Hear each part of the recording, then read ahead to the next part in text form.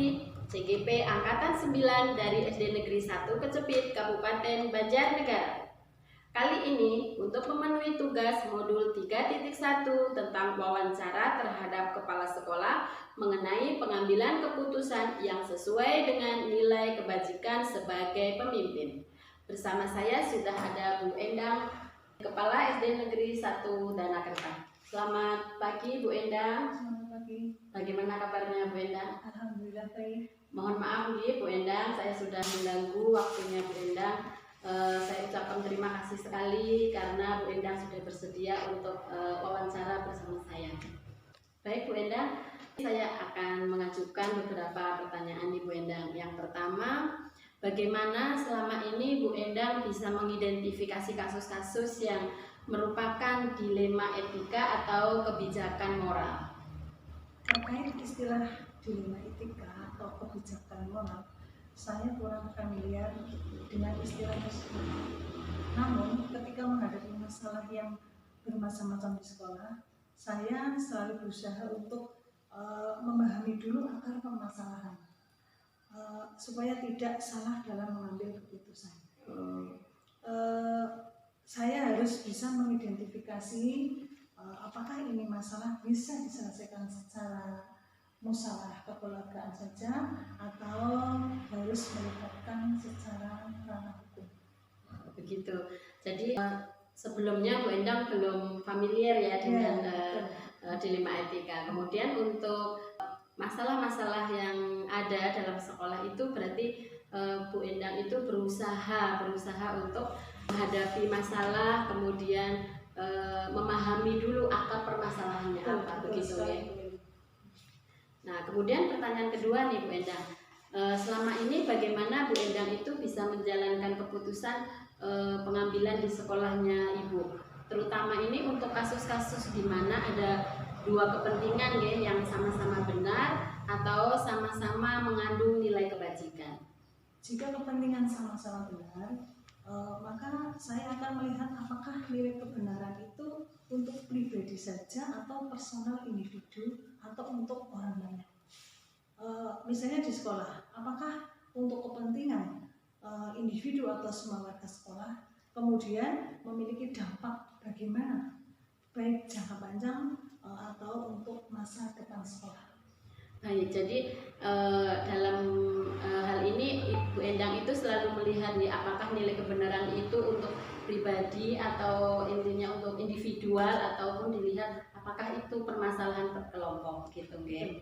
Oke, terima kasih Bu Endang. Kemudian pertanyaan yang ketiga Bu Endang, langkah atau prosedur yang seperti apa yang biasa Bu Endang lakukan selama ini?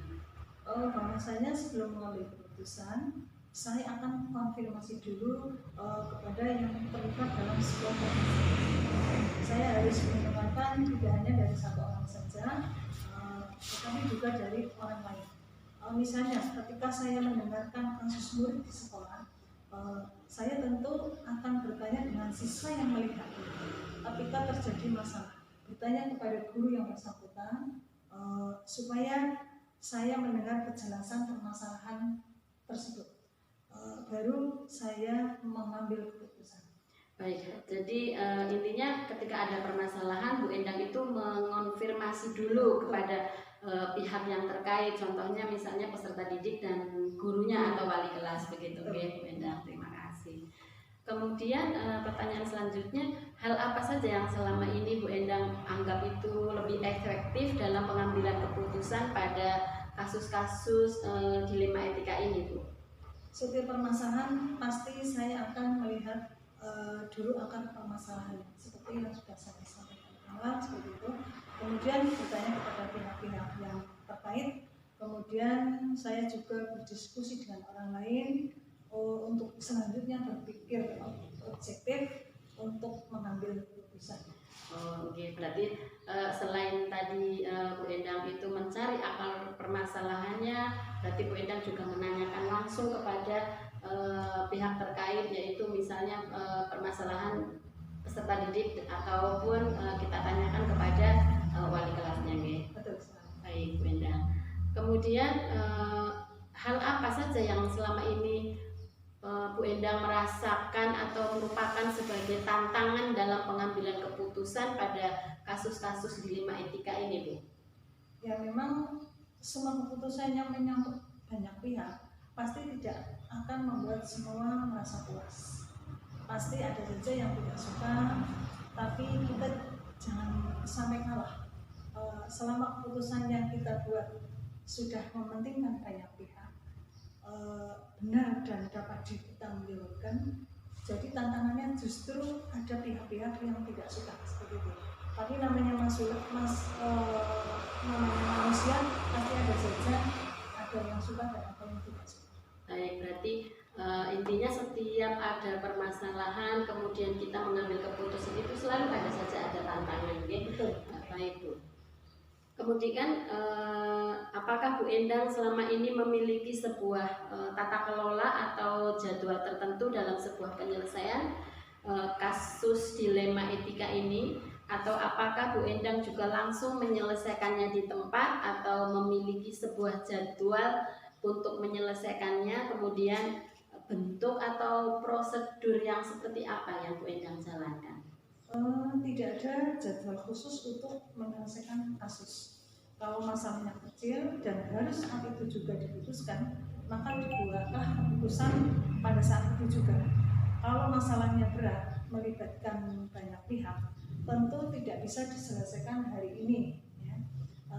Tapi bisa besoknya. Yang penting kita jangan sampai membuat permasalahan itu berlarut-larut atau sampai tertunda.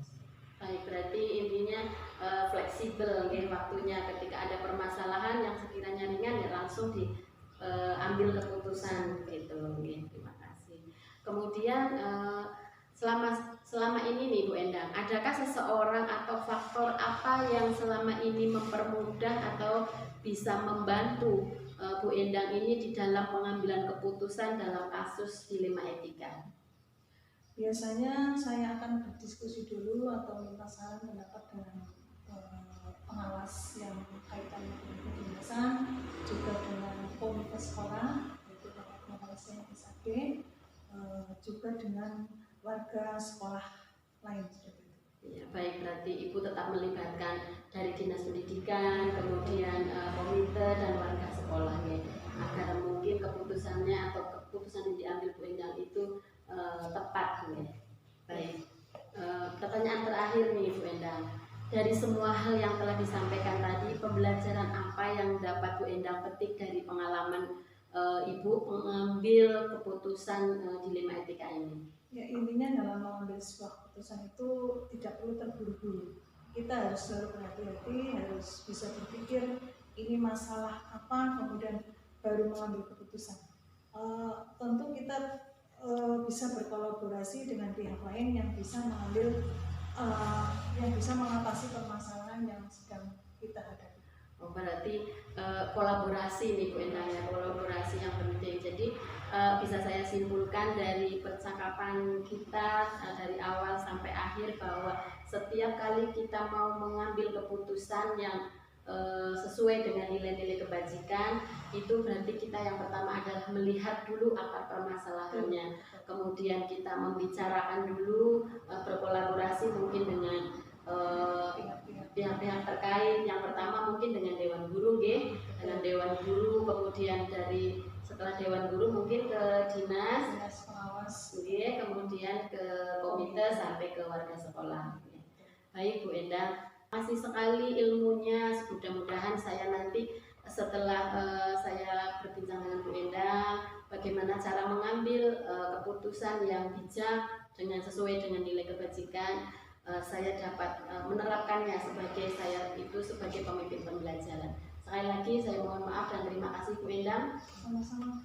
Baik, sekian terima kasih wawancara saya dengan Kepala Sekolah SD Negeri 1 Janakerta, semoga bermanfaat. Saya akhiri, wassalamualaikum warahmatullahi wabarakatuh. Waalaikumsalam warahmatullahi wabarakatuh.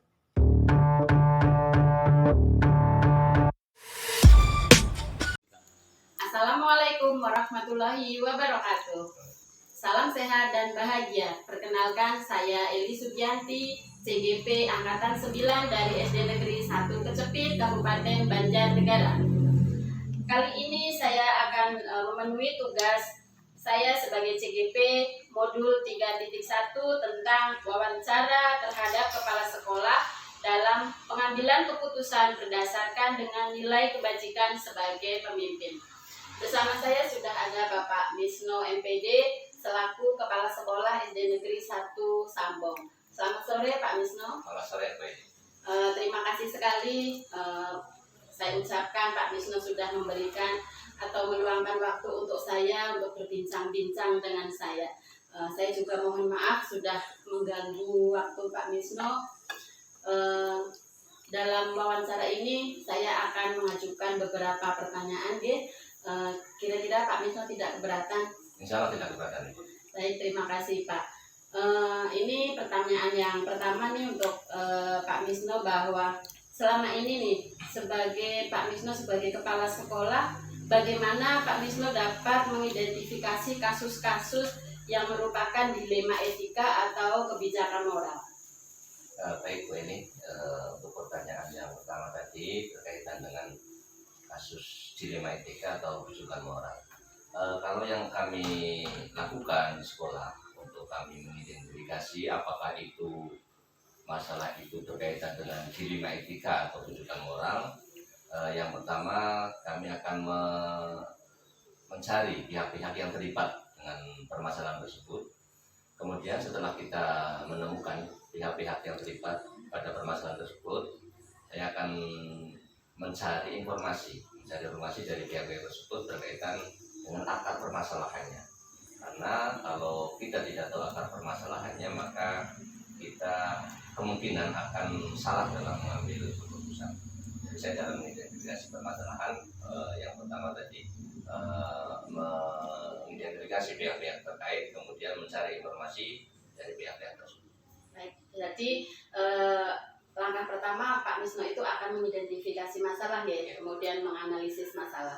Kemudian nih, selama ini bagaimana Pak Misno menjalankan pengambilan keputusan di sekolah Bapak, terutama untuk kasus di mana ada dua kepentingan yang sama-sama benar atau sama-sama mengandung nilai kebajikan?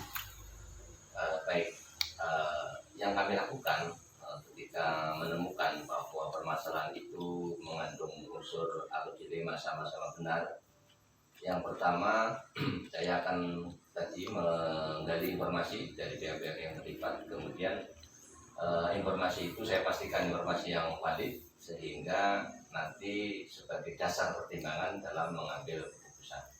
Kemudian yang saya lakukan adalah menyelesaikannya dalam musyawarah, kemudian memastikan bahwa keputusan yang diambil bukan untuk kepentingan ataupun menitik beratkan kepada kepentingan individu atau kelompok kecil, tetapi mengabaikan kepada kepentingan secara umum atau kepentingan orang banyak. Jadi permasalahan diselesaikan dalam musyawarah, dan dalam musyawarah itu yang dilibatkan adalah untuk kepentingan yang lebih besar ataupun jangkauannya lebih luas. Baik, jadi setelah Bapak mengidentifikasi akar permasalahan, kemudian Pak Misno juga menganalisis, kemudian melihat pihak-pihak yang terkait begitu untuk selanjutnya dibicarakan atau dicari pokok permasalahannya begitu ya. Baik, kemudian yang selanjutnya langkah-langkah atau prosedur seperti apa yang biasa Pak Misno lakukan selama ini? Terkait dengan prosedur, saya selalu membudayakan bahwa dalam mengambil keputusan di satu instansi dalam sekolah kami adalah dengan bermusyawarah. Kemudian tadi setelah mendapat informasi dari berbagai pihak, kemudian dimusyawarahkan, harapannya keputusannya tidak menguntungkan satu individu atau kelompok kecil, tetapi kepada yang lebih luas atau untuk kepentingan orang banyak. Kemudian diselesaikan dalam musyawarah. Apabila permasalahan itu memang bisa diselesaikan dalam forum musyawarah. Namun ketika permasalahan itu harus diselesaikan melalui ranah hukum, ya tentu kita tidak bisa menghindar dari. Baik, jadi intinya sebelum Pak Misno mengambil keputusan itu berarti Bapak menimbang lagi dari berbagai sudut permasalahan. Baik Pak Misno. Kemudian hal-hal apa saja yang selama ini Pak Wisnu anggap itu lebih efektif dalam pengambilan keputusan pada kasus-kasus dilema etika? Kalau pengalaman kami, yang hal-hal yang membuat efektif atau mengefektifkan kami, yang pertama adalah komunikasi kami di sekolah, di keluarga sekolah dalam mengambil keputusan ataupun menyelesaikan permasalahan. Dengan komunikasi yang baik, kemudian suasana yang kondusif di sekolah itu menjadi salah satu faktor pendukung efektifnya kami dalam menyelesaikan masalah. Kemudian komunikasi yang baik juga dengan pihak-pihak ataupun pihak-pihak yang terlibat dalam permasalahan itu. Dengan komunikasi yang baik kita dapat menggali informasi yang benar-benar bisa menjadi dasar dalam pengambilan keputusan. Jadi menurut saya yang menjadikan efektif yaitu komunikasi yang baik, kemudian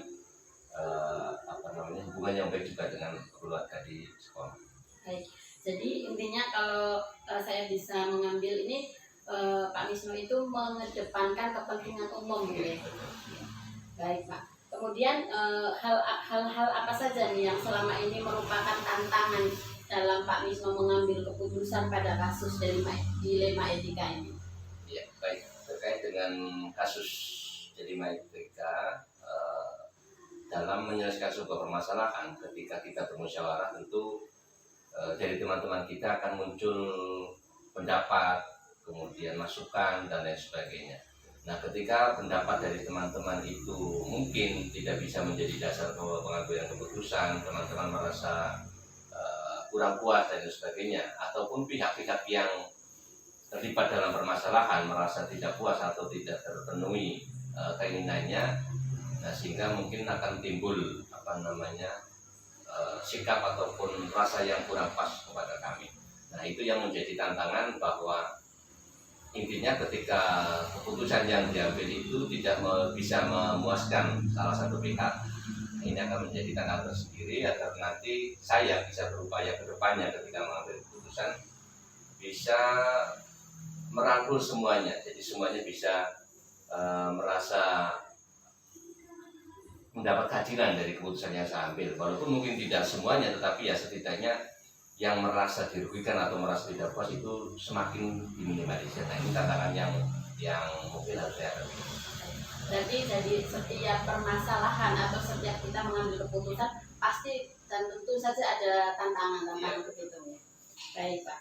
Kemudian apa yang Bapak miliki ini sebuah tatkala mana jadwal atau dalam mengambil keputusan dalam penyelesaian kasus dilema etika ini, apakah Bapak itu langsung menyelesaikannya di tempat atau Bapak mempunyai jadwal yang sudah dijadwalkan atau bagaimana?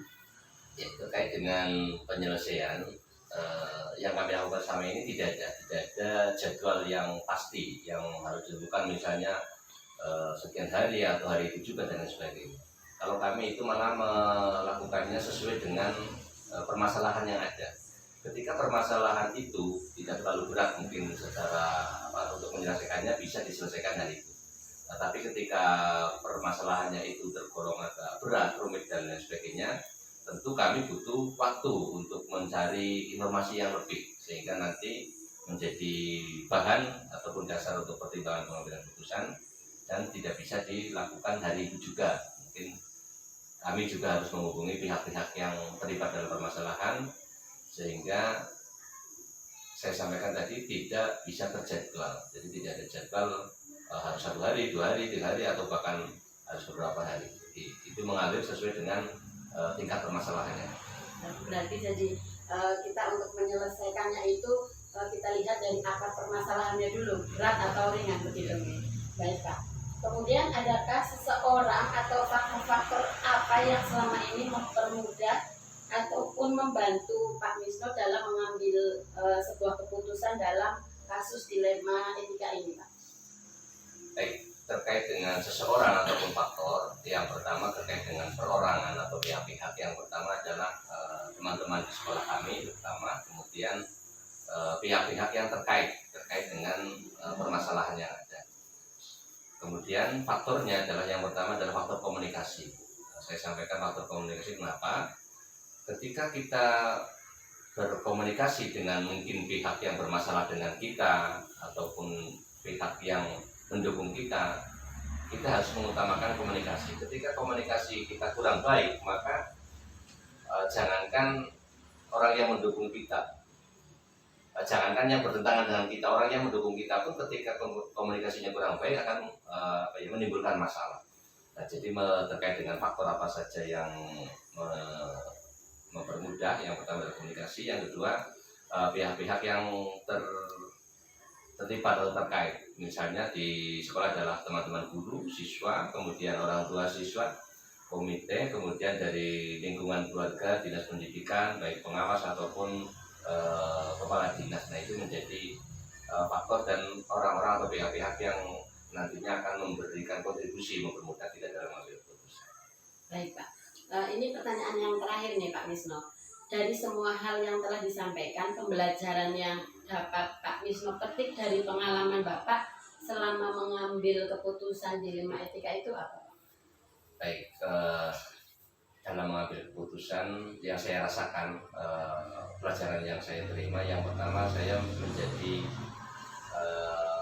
punya kemauan untuk belajar bagaimana melakukan komunikasi yang baik dengan semua pihak, baik dengan teman-teman kita ataupun mungkin dengan rekan ataupun orang yang berseberangan dengan kita. Karena dengan komunikasi yang baik itu sudah saya rasakan bahwa itu akan membantu dalam penyelesaian permasalahan. Kemudian terkait dengan dilema etika juga, pelajaran yang saya terima adalah saya menjadi lebih punya banyak pertimbangan ataupun masukan-masukan, sehingga keputusan yang saya ambil, walaupun misalnya sama-sama benar, itu pertimbangannya semakin matang.